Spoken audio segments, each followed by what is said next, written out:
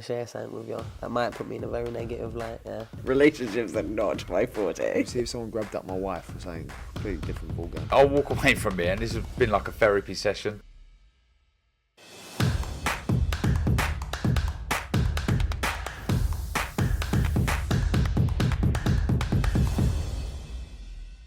So this week I'm absolutely delighted to be joined on Raw the Fight Within with a long-term friend, Mr. Kalle Sauerland. Thank you. You were quite cheap to get on this podcast, to be fair. Yeah, you know, I like the concept. I like the idea. I'm very excited to hear the questions. I'm expecting great things in the next hour. As we always do, Kalle. Could I change my voice to a podcast voice there? I've been, you know... Yeah, a bit of a telephone voice. Yeah. Is that your telephone voice? My very calm voice. My podcast voice. Love it, love it. Okay, let's ease you in gently. Excuse the pun. But what do you remember as your first ever memory of boxing? Just growing up, obviously you come from a huge boxing family background, but what do you remember as your kind of early memory of the sport? You know, there's that expression, you're born into something, you're born into this, you're born into that, and with me it was from day one. I think actually my dad promoted his first fight in Africa in the year I was born, in Zambia. It was his first event together with Mickey Duff, the famous British promoter at the time. And I just remember at a very young age being surrounded with people who were from the boxing industry. So, I don't know, sort of 5-year mark, first pictures of birthdays, John Mugabe, John the Beast Mugabe, obviously went on to fight Marvin Hagler and become a world champion as well. But there were others, you know, Sham Shetudi, Chisanda Mutti. So my dad had, you know, a lot of people see him as a German promoter, but he actually started as an African promoter. He was Ugandans, Zambians, Kenyans, and he took them all over to Europe. A lot of them trained in London. My dad was very close with George Francis, who was obviously Frank Bruno's trainer, fantastic human, great family as well, out of Camden Town, where I spent a lot of my youth. Later, but we're now at the 5-year mark. So yeah, it was you know, sort of my babysitters were boxers and future world champions, and it was all that sort of thing. It was school holidays were based around boxing, so you know, it was, you know, we go on. I remember one very special one must have been about 12, 13, and my dad's gone, we're going this Easter, we're going to Florida. So 12, 13 years old, you're obviously thinking theme parks, you're thinking, you know, shopping, you know, new trainers, whatever it is a 13-year-old thinks about. But I got shipped off to Tampa for the Easter holidays. It was John Mugabe's fight camp. So we stayed in it was sort of a bit of a motel feel to it, and it was, you know, all the boxing guys around there. Mickey was out there, Mickey Duff was out there as well. I think George Francis was there.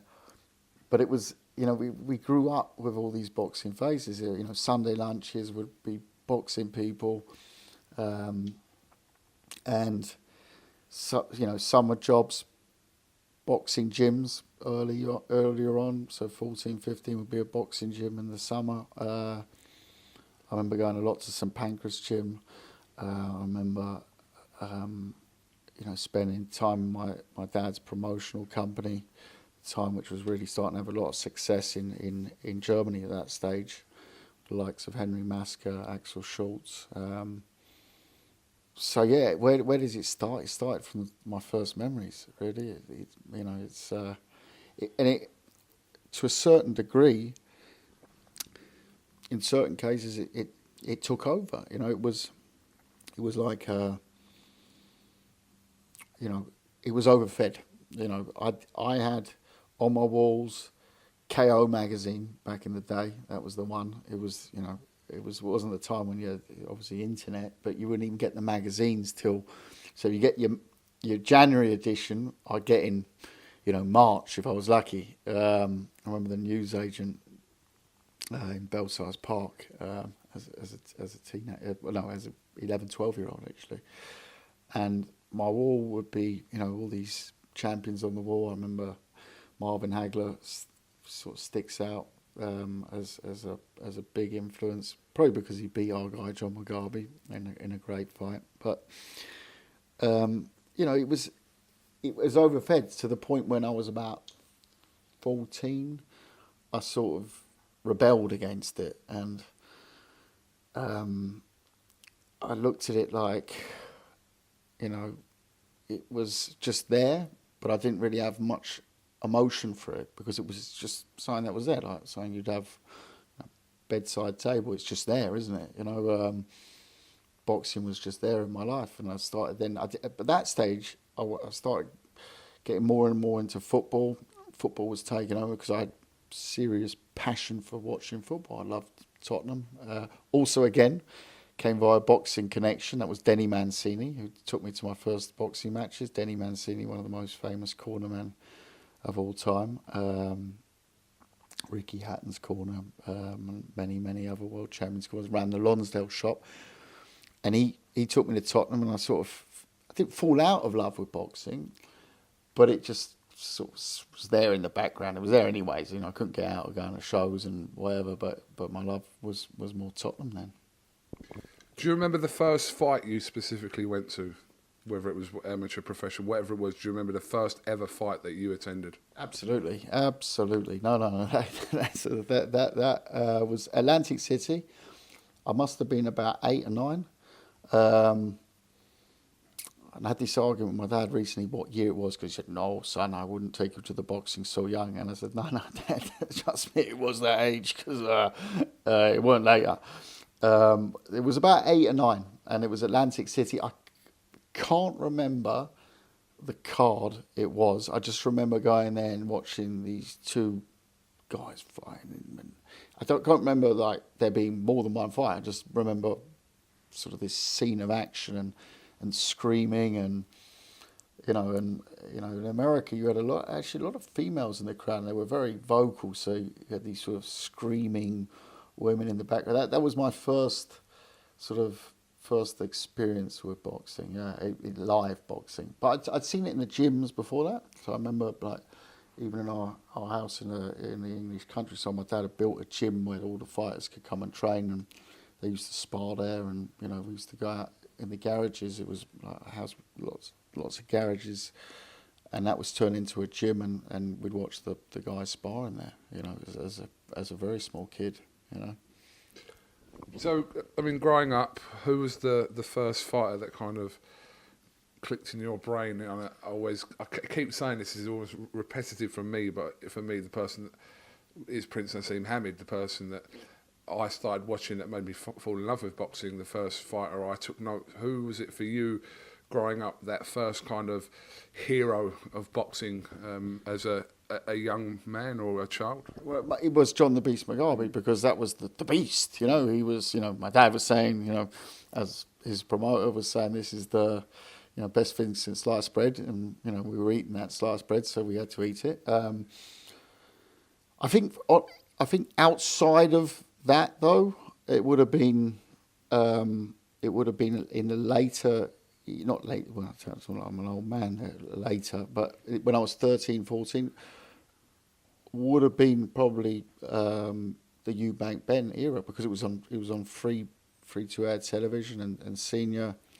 I remember his ring walks. That was probably the one that stood out for me a lot. I mean, the other people in that generation, Nigel Benn, Michael Watts, and Steve Collins. The list goes on and on. But the ring walk of Senior, that stood out for me a lot as a kid. I remember the Simply the Best, and I think me and my brother used to sort of mimic it afterwards with the hands going on top of each other, and and then him flipping over the top rope, and him standing there. Normally it was booze back then at the beginning of his career, and it was. I just remember that very much. That stuck out. I think Naz absolutely was a bit later for me, but the ring walks of Naz, of course. And I think as an athlete, I think Hagler was the one who scared me the most, and I think that's why I used to love him. He reminded me always of the bad guy in a movie. Hagler was just this mean dude. And years later, my dad got very friendly with him, and years later I met him. And I remember meeting him, I was late 20s, and I met him for the first time, like, properly. And I was like, oh my God, it's Hagler. It was sort of half starstruck as a kid, going back, reliving those years as a kid watching Hagler. But it was at the same time fear, because he just still did the same thing to me as he did as a kid when I was 20-something years old. He had that something about him that, it stuck. And Hagler, absolutely, what an imposing figure inside and outside the ring. A great, great human. Okay, this next one, I don't know if you've seen a lot of fighters on this podcast talk about their kind of tag team in boxing that they would pick. So just let me simplify it. I've made this up as I'm going along all the way through these weeks. But if you could think of yourself in a tag team situation in the boxing ring, right? Yeah. So it's you and 4 other people. They don't have to be boxers. They can be from any combat sport. Some people have picked, I think Amir Khan the other day picked the Incredible Hulk. Okay. Or some people have picked Bruce Lee. Some people have picked Kimbo Slice. Like, there's no rules to it. I'm not too good on superheroes. Okay, but if you were to pick a Kalle Sauerland boxing ring team, yeah, who goes alongside Kalle Sauerland? What's my job, to knock the opposition out? Or? Yeah, so imagine say it's you one-on-one, you can tag in who you want, right. That kind of so wrestling-esque. Immediately when you've said it like that, I've got things that flash up. Schwarzenegger. So Arnold Schwarzenegger with Commando. Do you remember that Commando film? That just, him with that knife and everything. Knives obviously these days have a different connotation, but I can say it from back in the day. In that film, he was just badass, wasn't he? So it's got to be Schwarzenegger. Then in the boxing ring, yeah, you'd have Schwarzenegger. Yeah, absolutely. Like dressed as well, like in that Commando look. Yeah.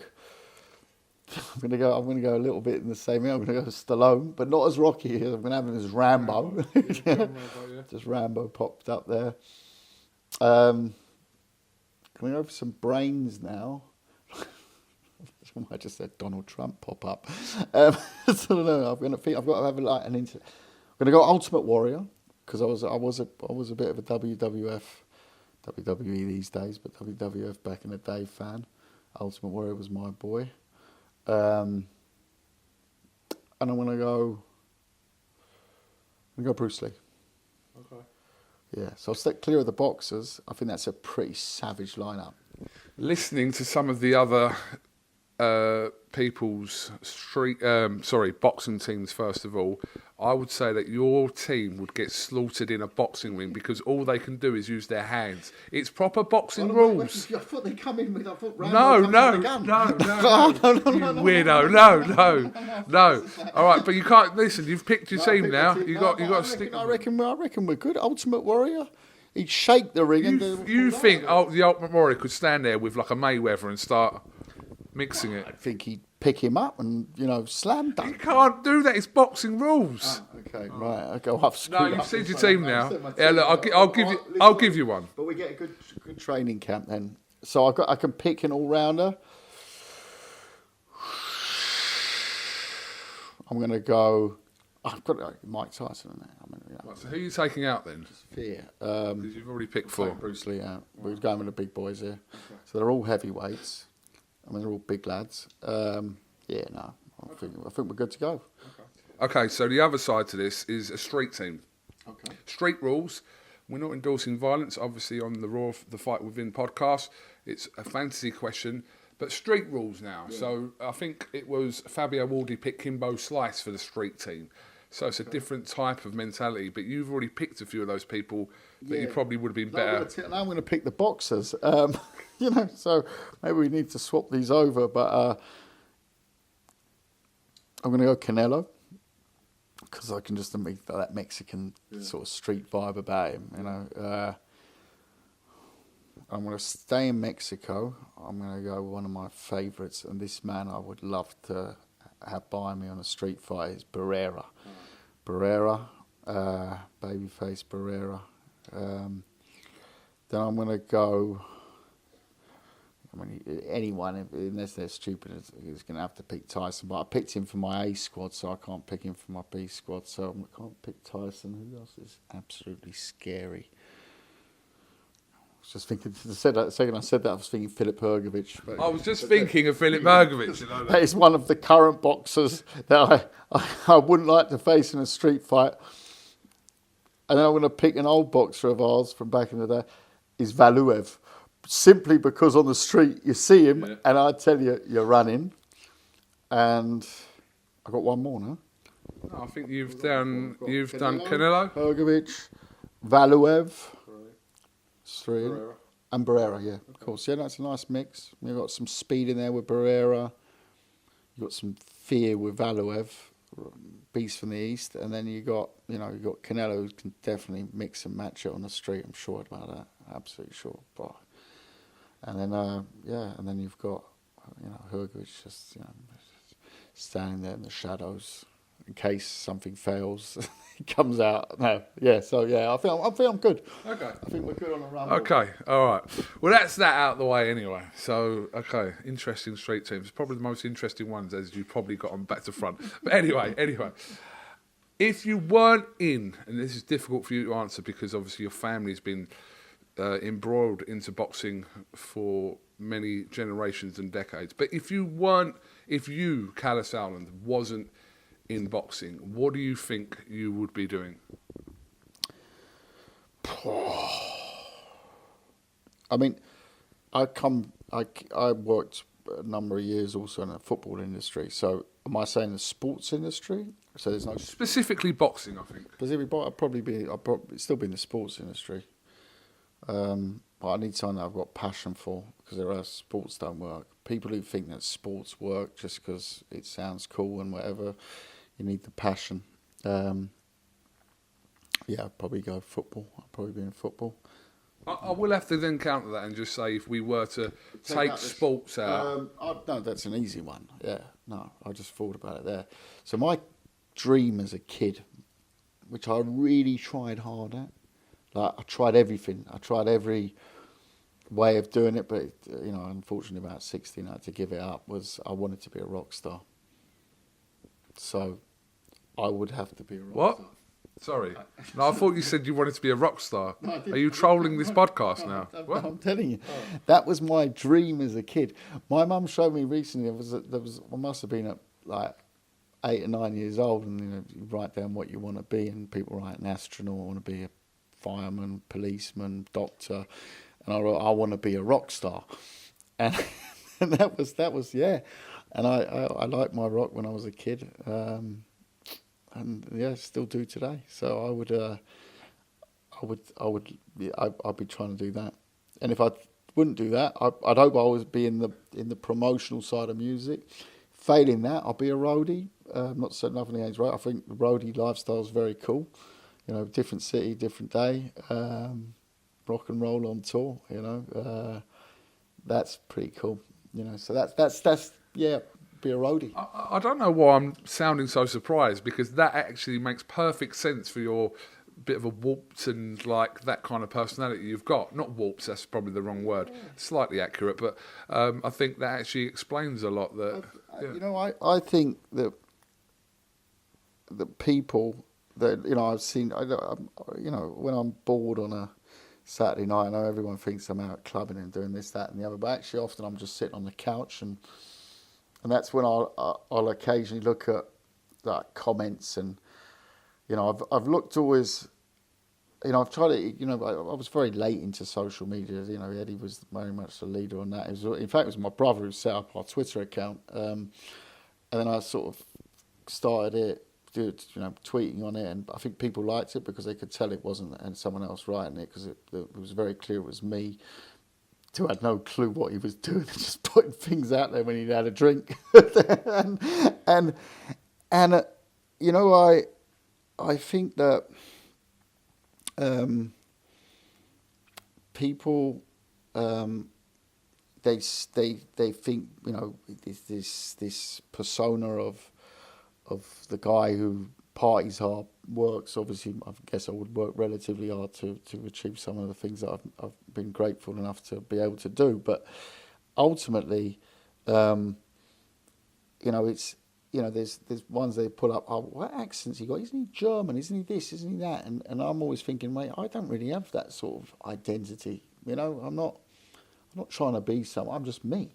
You know, and yeah, people think he's fucking weird. He's this, that, and the other. Some love you, some hate you. I don't really care.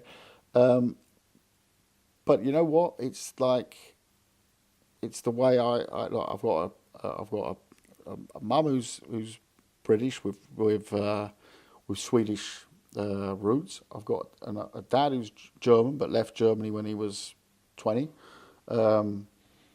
I've lived in a lot of different places. I was raised in the UK, in North London, so that's, I guess, my bread side. But I don't really have anything that I cling to as an identity. So people would probably just, that part you got to get your head round first before you start judging.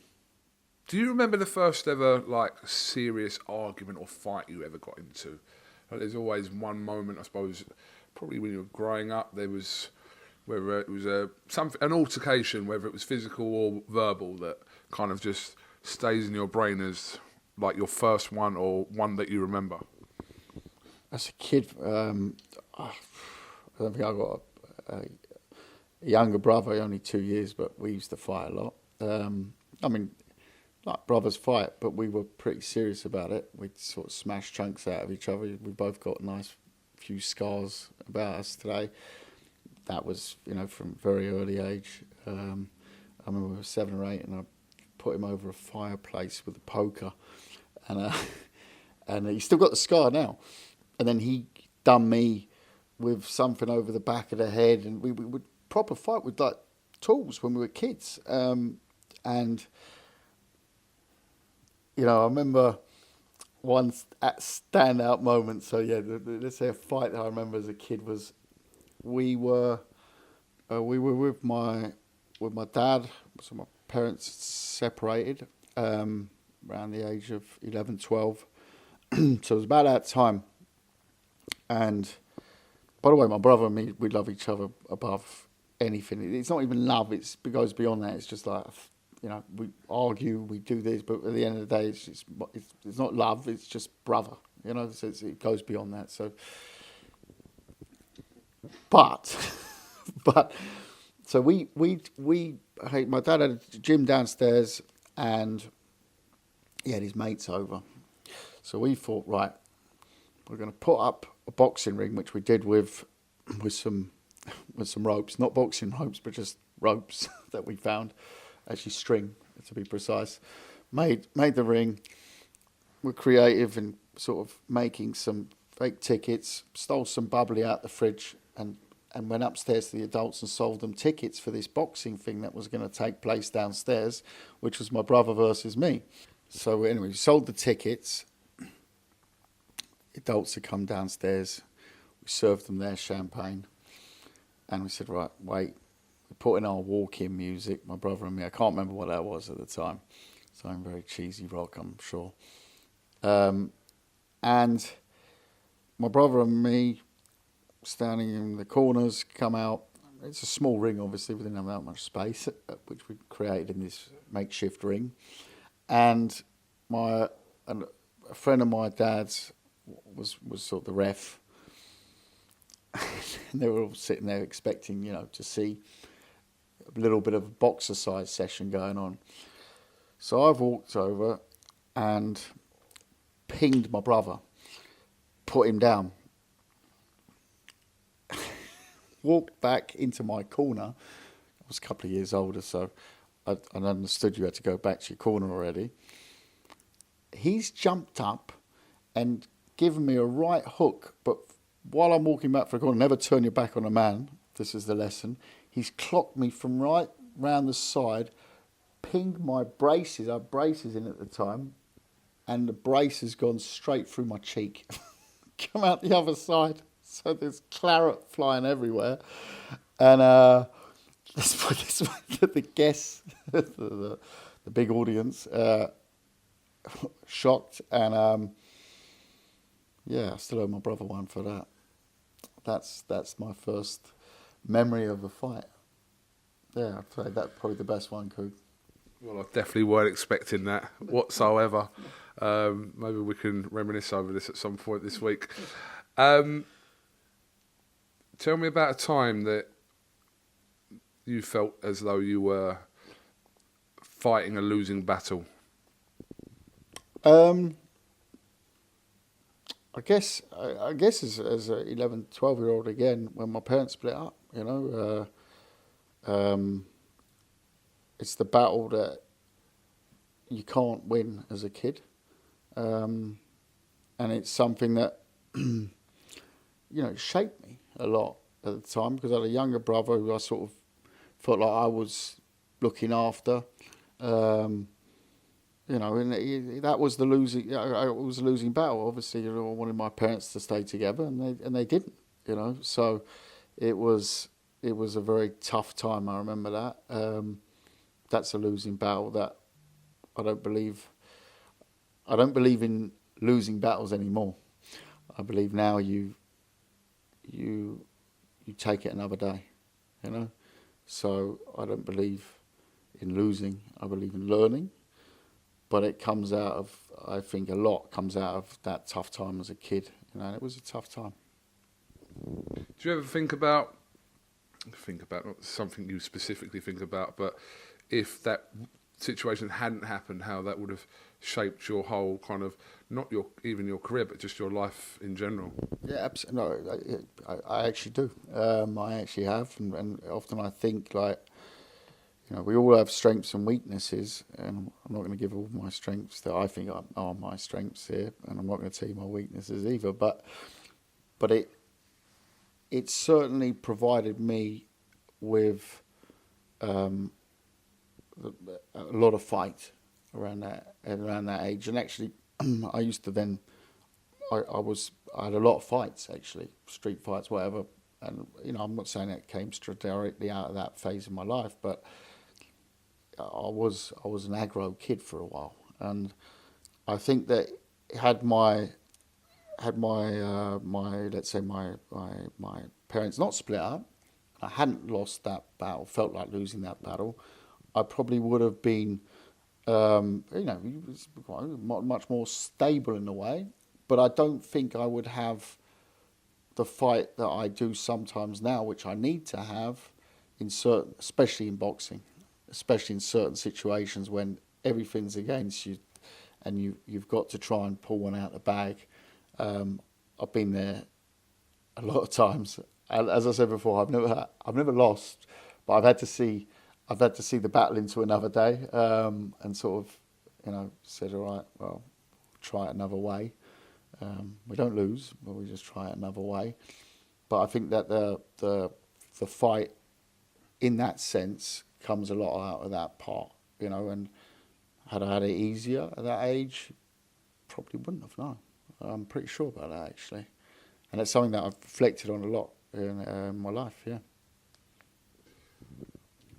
As people, we always believe strongly about certain causes in life. A lot of people believe in, or feel strongly, shall I say, not believe in, but feel strongly about things like mental health and depression, and they kind of fight for them because either someone they've been affected by, they know, or they've gone through the process themselves. But for you, in life, what causes you believe are worth fighting for that has kind of relevance to you?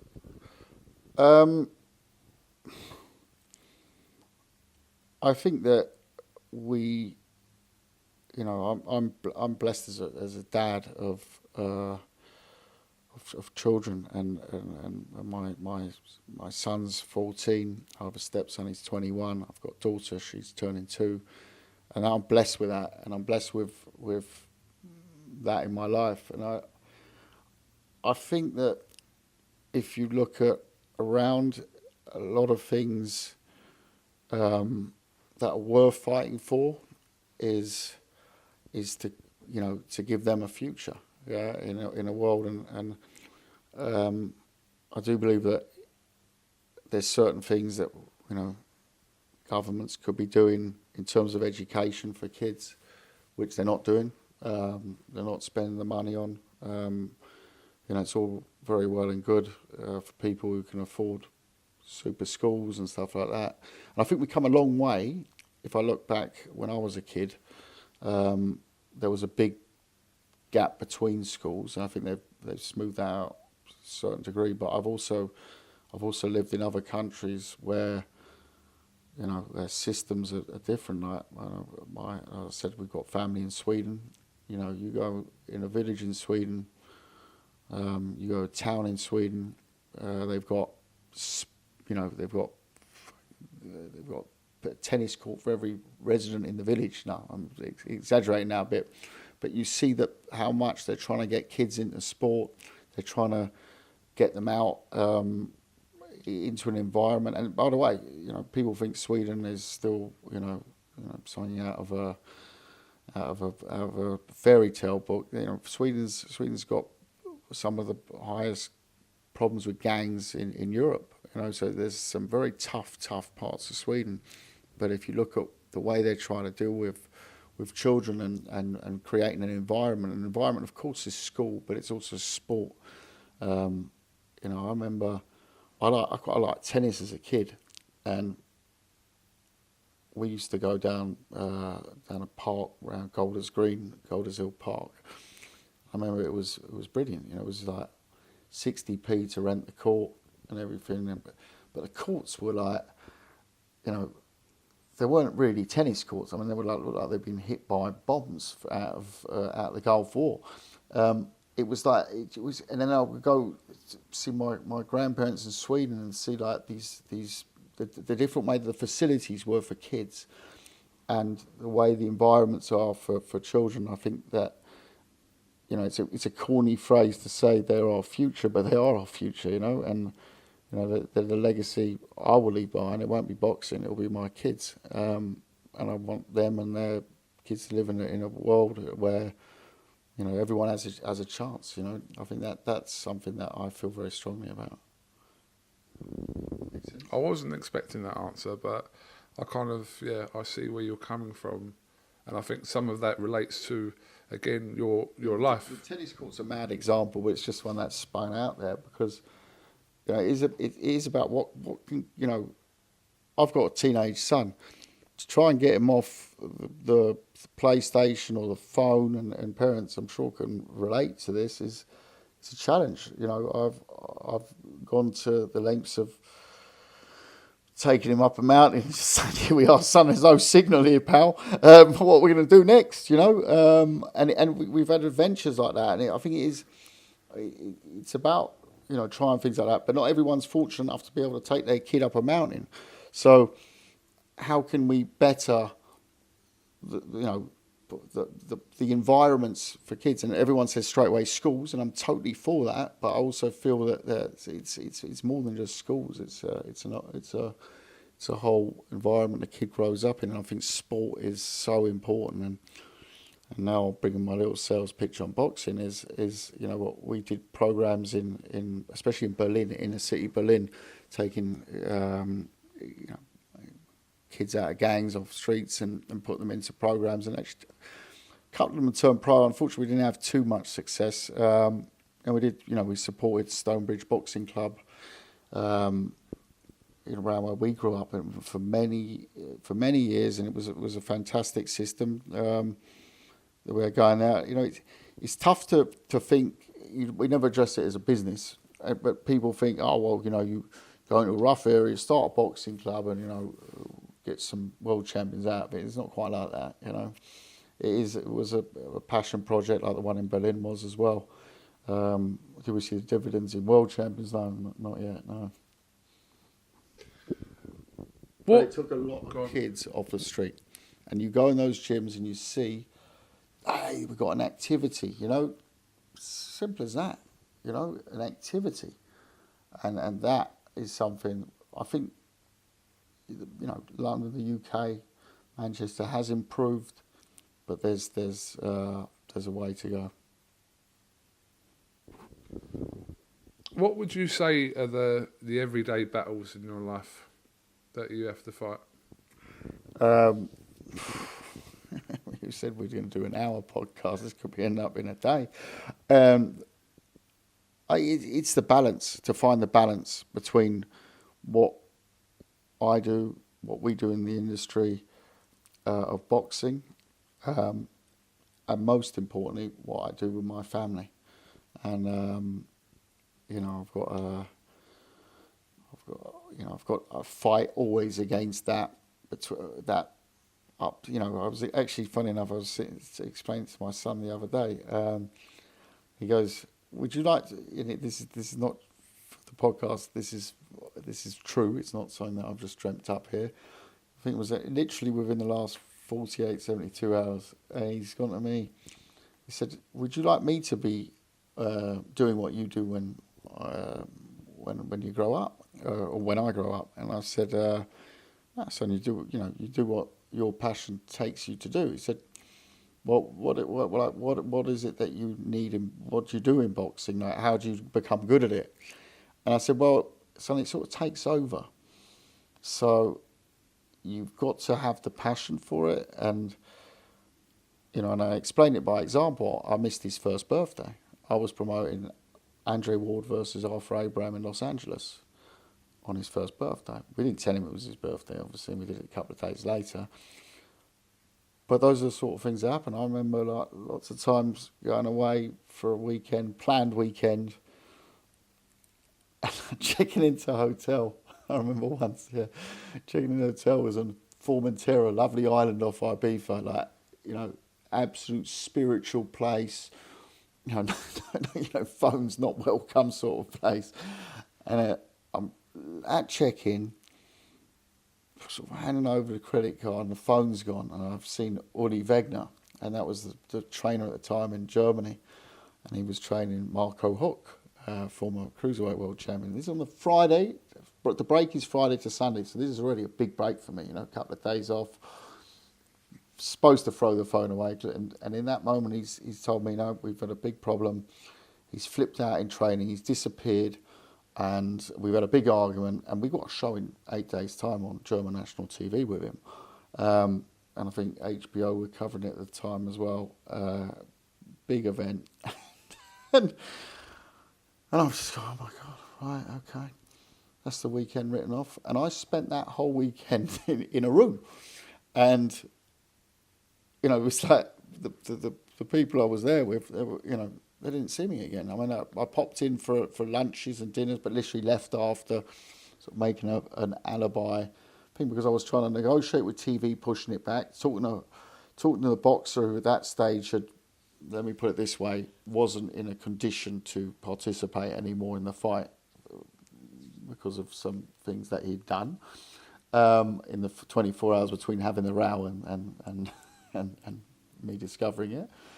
And we were sitting there, I was just sitting there like negotiating with TV, trying to calm the fighter down. He's gone off on a mad one, and I've got the trainer is flipping out, so he's never going to train him again. Got to bring them together, and I'm sitting on an island somewhere. Yeah, the fact that it was supposed to be a weekend and whatever was irrelevant, because boxing doesn't pay respect to the 9 to 5 rule. In fact, it doesn't even pay respect to you can work 24 hours a day, 345 days a year, but you get 20 days off. That'd be all right for me, but it doesn't even do that. It is any time of day and night. I remember being on a very tropical island with a lovely lady, fantastic hotel, and laying in bed, 3, 4 in the morning, phone sort of vibrating in the bed. No, it wasn't someone else vibrating in the bed, it was the phone. And it's, I think it was an American report, might have been Dan Raphael, said, "Oh, you're being sued." And this was, was a big lawsuit. I don't want to mention names now. It's not really relevant to the example here, but so 4 a.m. I'm like, does anyone have any respect for me? So I'm like, oh. And of course, my time on a desert island or tropical island had quickly come to an end within 9 hours of reaching the place that had taken 24 hours to get to. And those are obviously nice luxuries to have in life, but you don't know whether you're going to get them or not. But I'm making this example to show that you give up, kids' first birthdays, fantastic weekends away with mates, things that, lads' trips, things that people take for granted in everyday life and work very hard for. The difference in boxing, you work very hard, and you can make good money out of it as well. But at the same time, your ability to enjoy life it's not totally restricted. You just don't know. It's like a little sort of ghost that might jump out the cupboard at any time. You just don't know when. Sometimes you go weeks without everything plain sailing. Normally, shit tends to hit the fan on multiple occasions in a short period, and then you're left alone by this boxing ghost. But yeah, that's what it is. And I mean, you know from covering so many stories over quite a few years now. I mean, it's over. I think it's over a decade since we've done our first piece. So and people follow it more. That's one thing I'd say, especially what you've introduced into it, is that behind the scenes sort of feel. Like you said, we're mates. It was a long time, but you feel that you brought a level of comfort into it, so that you get behind the scenes, but people also can see a little bit more into what actually goes on in the world of, in my case, a boxing promoter, which years ago, no one would really understand. There'd just be sort of these dodgy fellas in sunglasses and suits at fights, and they put it on and, that's it. Whereas now at least you can see some of the absolute, whether it's a negotiation that's not really happening, or whether it's a pull-out, or whether it's a, this, that, and the other. Boxing is a 24-hour business. When was the last time? This is actually quite interesting. Actually, curious to know the answer. When was the last time you felt like you were having to fight back tears? I'll give you the last time I cried.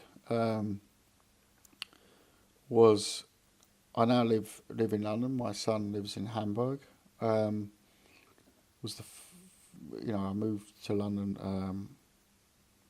2 years ago now. Back to London. I'm from London, but it was the first time I sort of said bye to him at the airport. Actually, I start choking up when I say it. But it was such a, that for me, that for me was so it was nothing too spectacular for the outside viewer, but for me, children, like my kids, they were everything, and it was like a moment. I obviously moved away from him where he lived and moving to London. Yeah, that was tough. Yeah. Is that you as a person the only occasion on those type of occasions that relates to your family, your children, that would make you that emotional? I'm a soppy bastard when it comes to movies. So I do like a bit of a cry in a film. I'll admit, if it's good, Actually, it doesn't have to be that good. It can get me to my tears jerking, anyways. Am I answering the question? Explain the question. No, I just meant that, I was just following on from what you said. You said the last time that you cried was when saying goodbye to your child, but would you count yourself as that kind of emotional person away from like the normal family things that we all get emotional about? No, I'm hyper emotional. I wear my heart on my sleeve. I'm probably the worst poker player in the world because I do jump up and down and shout and scream, and then I'm calm, and then might be crying, and then I sound like a raving lunatic, but in different scenarios, of course. Yeah, but no, and I think everyone each to their own. But I think it's healthy to have a good cry. I think it's healthy to have a good laugh. Luckily, I do a lot more laughing than crying, but. I think I think that, you talked about mental health before. I think if you can, at least, once again, it's so easy when people preach and this and preach that. Everyone has to know what's right for them. For me, there's nothing better than a good old laugh. And that can be, by the way, and anyone who knows me will agree with this, or else you're in trouble, is that I love to laugh about myself and scenarios. I just absolutely piss myself sometimes at some of the things I do. And I can't explain them because I'm a bit mad sometimes, It is what it is, But at the same time, my mum taught me as a kid, a good cry, let it out, it helps. And I do believe that. I think, there's nothing wrong with a grown man crying. As long as it doesn't happen every 10 minutes, I think you're all right. I think you're better off letting everything off your chest and being tearful than bottling something up and, I don't know, plying it with drink or whatever it is, your chosen medicine against it. I think you're much better off letting it out, So, yeah, I guess I would put myself in that category. I try to be, at least. Go on. I had a tear. I'll tell you what, I just remember now. I did have a tear watching the Queen's funeral. And I can't say I'm a royalist. I'm definitely not anti-royalist. I think they bring in, people forget how much they bring in. We want to talk about money and these anti-royalists and they cost us this, he's flying in a private jet here. They're the royals, of course they're going to fly in a private jet, right? I'm going to have the environmentalists after me. But let's look at it as a business, the royal family, and let's look at London, and let's look at the United Kingdom, and let's look at really how much money they bring in. And I'm not talking about the postcards with the Queen on it, or Prince Charles, or King Charles, on it. But, they bring in, I believe, if you looked at it as a business, more than they spend for this country. So I felt, when I felt she was really, people talk about, feminism, girl power, and it's always got a different name every year, but she was led by example. I know she was given that role at a very young age. She was born into, obviously, but she didn't, a lot of people are born into something and make nothing of it. She led by example to the last day. So for me, I know there's a lot of people who are anti her, but ultimately I felt when she went, I felt a tear. I had to go pay my respects and put flowers down, and I took my daughter.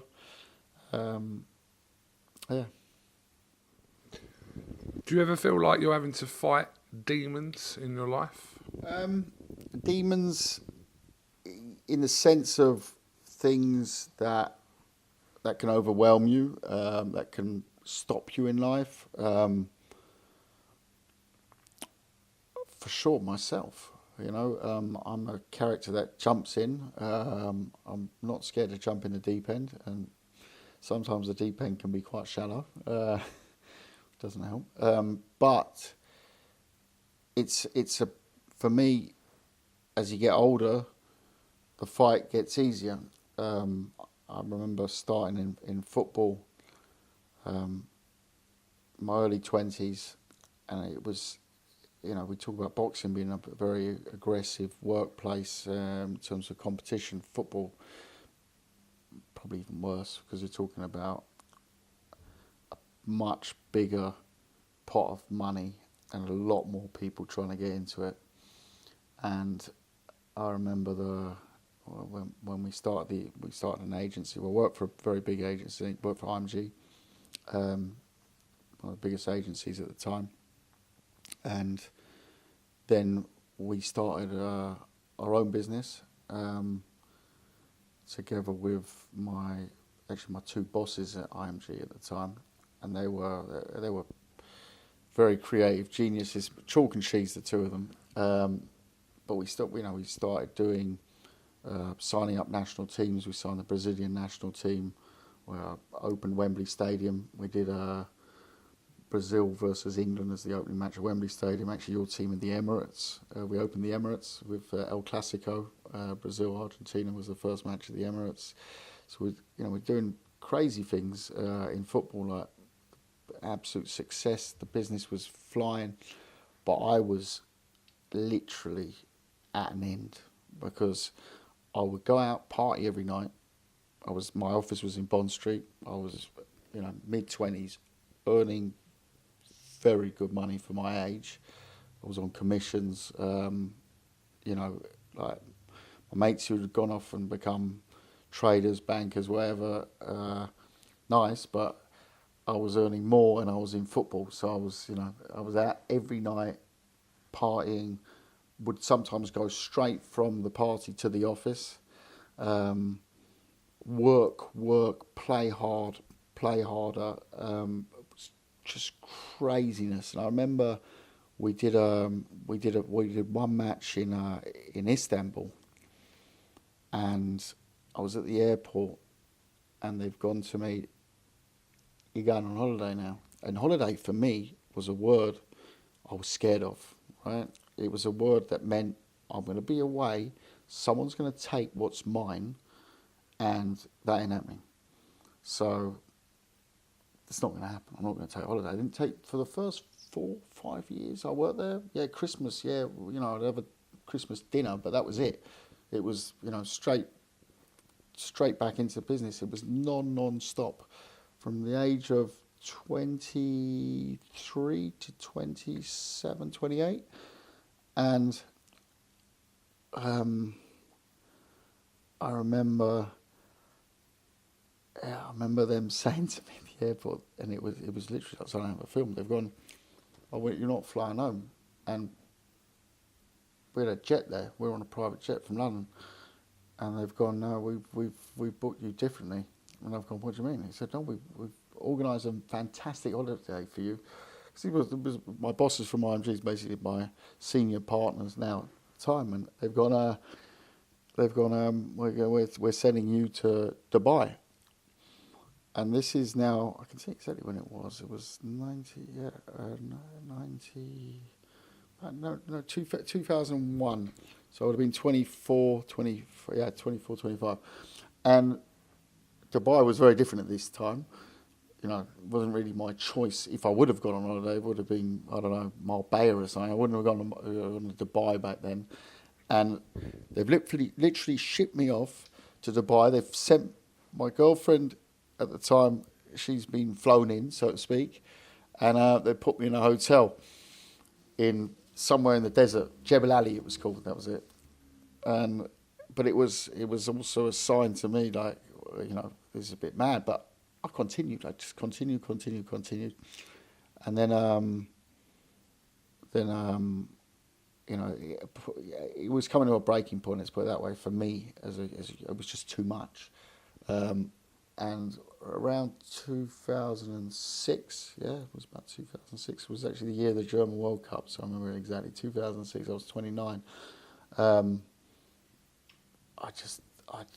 hit a wall and said, I need out, and I moved to Germany. I met my girlfriend at the time, and later become my wife, and mother of my son, and I just had to get out, and it was high time. It was high time, and I realised that work had consumed me. The party stuff, that was all good, but it was work. It was work that took over, and I went from doing that to living in a big house outside in the forest and doing my work from there. Still worked like a lunatic, but started to realise that it was time to maybe shift a gear down or two.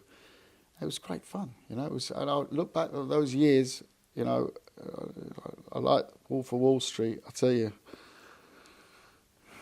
I'm like the Lion of Wall Street. But no, it was good. It was an amazing part of my, and it helped me so much because it was mainly media work in terms of not media work in interviews, but selling media rights.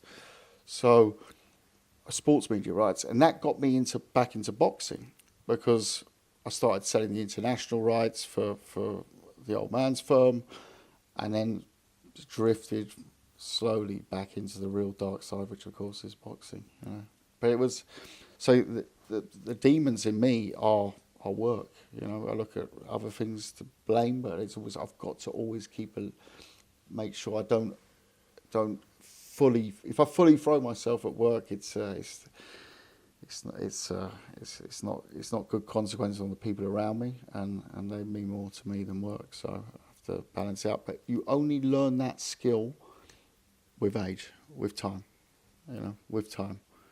So now I can still put in the hours. I can still do, you know, I don't know. In the next few weeks, we got 8 shows in 4 or 5 countries, and it's all cool.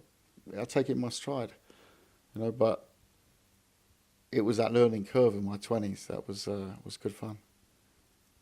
Where does your fight spirit come from, Kalle? I think, like I said before, out of sort of my earlier youth, of you know, I moved countries a few times as well, so I had to readapt as a sort of 10, 11-year-old. Different schools, parents separating at the same time, and you know, I remember I went to Hendon School, Hendon in North London, and I remember, and when we say fight spirit, I understand that it doesn't mean fighting on, you know, but I get that, but I had to quickly sort of fend for myself and also a little bit for my brother, and I don't know, he sort of dug deep at that time.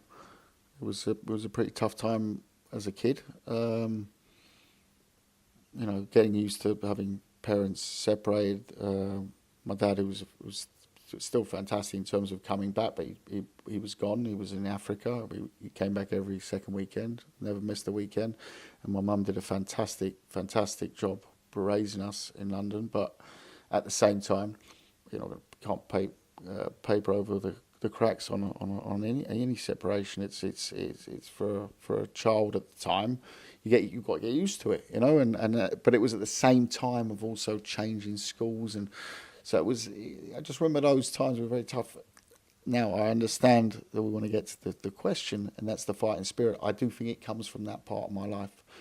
I think that grew, obviously, but I think that's where, you know, you learn your instincts to survive and fight in your early days, or you don't learn them at all. You fight for your family and you fight for what you believe in. Who fights for you? Who's fighting for Kalle Sauerland? Who's in your corner, if you like? Who's got your back? We've got about 50 boxers at the moment. No, joking aside. No, like rain or shine, who's always there for you? My brother, you know, 100%. And the people around me, you know, my partner, my children. I do believe in, and that's probably why I take the security in children, I do believe in the unconditional love of children. So my kids are my unconditional love. And, you know, partners are lovely in life. They're very important, of course, but there's nothing like the love between your child and yourself. That's something that I'm a strong believer in. So they're all a bit young still, but hopefully one day they'll be fending for me. So I've got an invested claim there. But yeah, my brother, my partner, I'd hope my mum and my dad. Is that a long enough list? Yeah. That's all right. Just pick one person if you wanted. Right, the last one on here. It's very subjective, so you can answer it exactly how you please. But I find everything so far quite subjective, actually. But okay, it is. A lot of it's open-ended as well for your own interpretation of how you perceive the question. I'm disappointed it's the last one. Kalle, what drives that fight within you?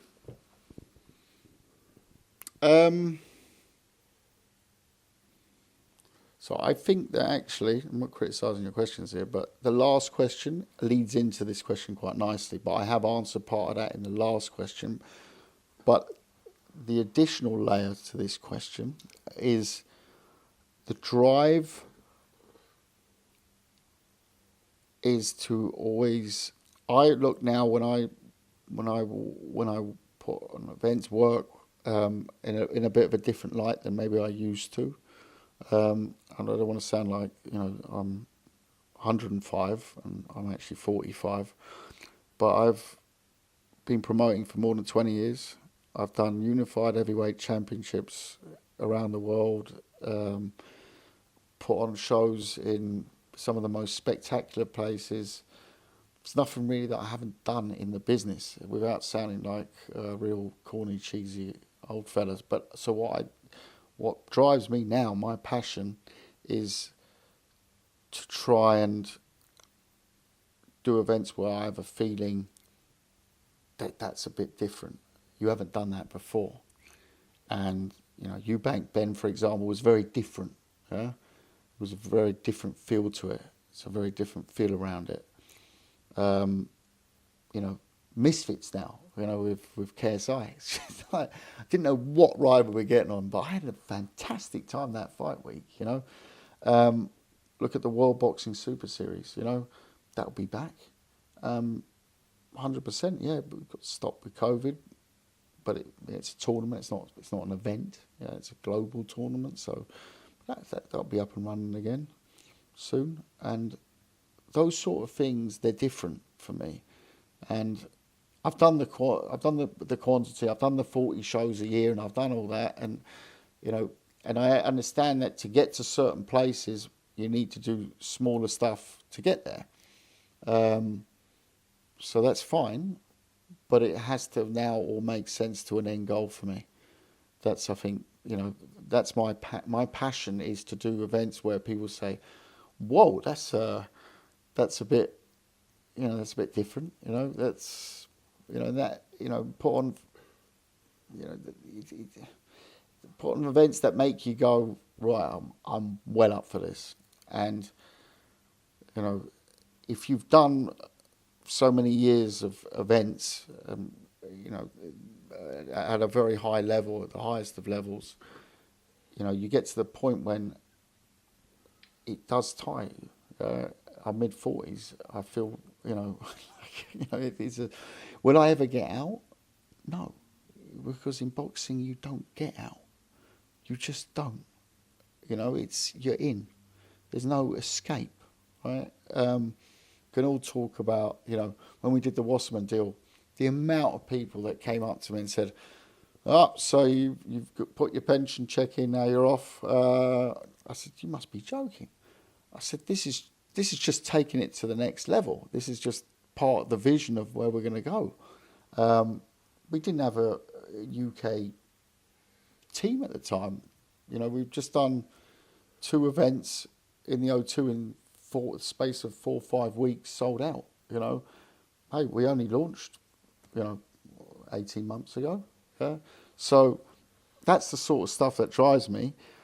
Would I like to get out? Absolutely. Would I get out? Absolutely bloody not. It's forget it. I'd have 3 months out, and I don't know what am I going to do. Knit. I can't get out. I'm fooling myself if I get out. I can try and control it more, but it is what it is. It's boxing. It's a drug. And we can moan and groan, but we can't leave. There's no getting out, mate. Okay. Well, in all these years of interviewing you, I learnt quite a lot today about you. Just little things you probably won't even notice that. Yeah, I've learnt quite a bit from this today. Yeah, and it's been good fun. We have to do a second one on the second round. Absolutely. Very good questions, Coogan. It's not every day that you get asked these questions, and I've done a few podcasts, but this has been an interesting hour and something. Okay, well, Kalle Sauerland, thank you for featuring on Raw the Fight Within podcast. Make sure you guys at home like, comment, and subscribe. Oh, my God. The light just went out. Make sure you like, comment, and subscribe. We'll see you next week.